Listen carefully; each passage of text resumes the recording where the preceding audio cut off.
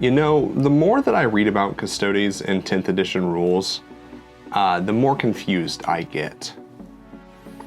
Now, I understand, when building a game, you have to consider balance and make sure it's fun for everyone playing. And not everyone is the protagonist like they are in their own book series. And so having them be able to save the day or pull out wins or victories out of thin air when you're playing against somebody, that just simply isn't fun. For those of you unfamiliar, the Adeptus Custodes are the honor guard of the Emperor in the Warhammer 40,000 universe. They guard the Golden Throne and they protect the Emperor from threats from within. They patrol the halls of the Imperial Palace looking for any foe to cut down. And remarkably, they're incredibly good at killing Space Marines. Odd. Anyways, these walking one-man armies are the best the Imperium of Man has to offer. They have the best training, the best gear, the best genetic modifications. These soldiers have stood toe-to-toe with beasts like the Swarm Lord and other chaos-tainted monstrosities. And you know what size of base they're on in the tabletop? 40 millimeter. They should at least be the same size of base as like a Primarch or the new Logan Grimnar model, for crying out loud. Do you know what army does have impressive base sizes and incredible stature on the tabletop? That's right, Imperial Knights, baby. What if I took to creating a small little diorama on several of these 170 millimeter bases and like 3 or 4 armature bases and created my own little lore accurate Custodes army? First though, we need a list. What I'm thinking is about 4 big knight bases and then 3 armatures. That should be a more reasonable size so I can actually get this done, but also tell a compelling story with the array of models that are around the table. Get this out of here. Okay, so here's what I'm thinking for these bases. The first one, a custodian guard standing on top of a large rock mound with a bunch of little nids crawling up, ready to strike. Next, we have a golden hero on bike.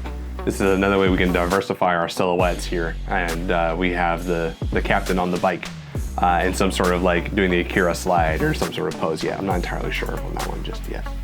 Thirdly is the Blade Champion, leaping heroically off of a large spire, diving down towards a Swarm Lord or Screamer Killer, ready to cut it in half.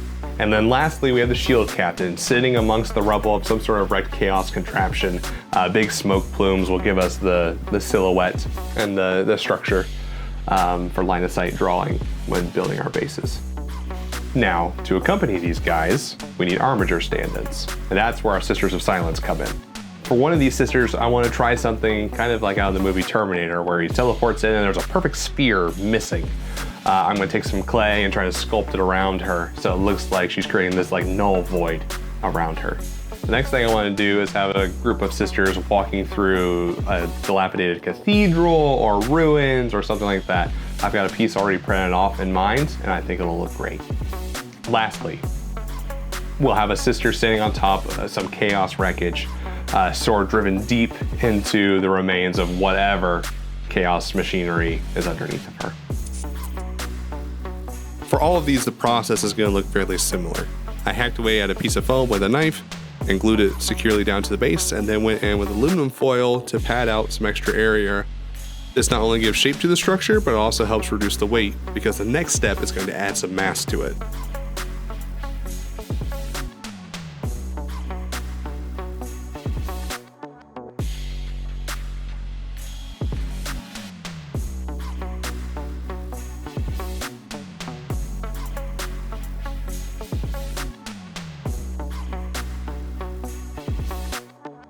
Air dry clay is my medium of choice, and when it comes to actually sculpting the jagged stone structures, I just use my hands and the back of a paintbrush to shape and mold it until I have interesting shapes.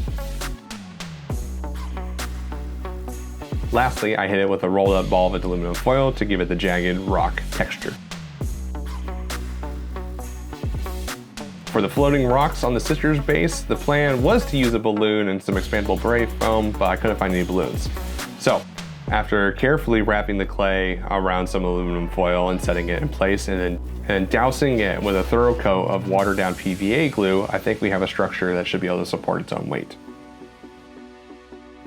Every base gets slathered and watered down with PVA glue and a light dusting of sand in the crevices to give us more texture. Once dry, we can then go in and add extra basing bits from my failed prints and bits box. Here we are. All these bases assembled, coated in PVA glue, covered in sand, ready to be primed. I think this is where we're gonna call it for this video, as I impatiently wait for the new Horus Heresy box set of the new Custodes to drop. If not, I may be impatient and actually print off some Custode proxies and just get moving on these, because I'm loving with how these are turning out and I'm so excited to move further on them. And I can't wait to get them primed. If you liked what you saw in this video, go ahead and give me a like and subscribe. Leave some comments down below about the process. Let me know what you would do different, or if you got any ideas of how to make these special. So stick around for part 2, where we not only prime and paint these, but also add our Custodian Guard and our Tyranids to this mess. Thanks for watching. I'll see you in the next one.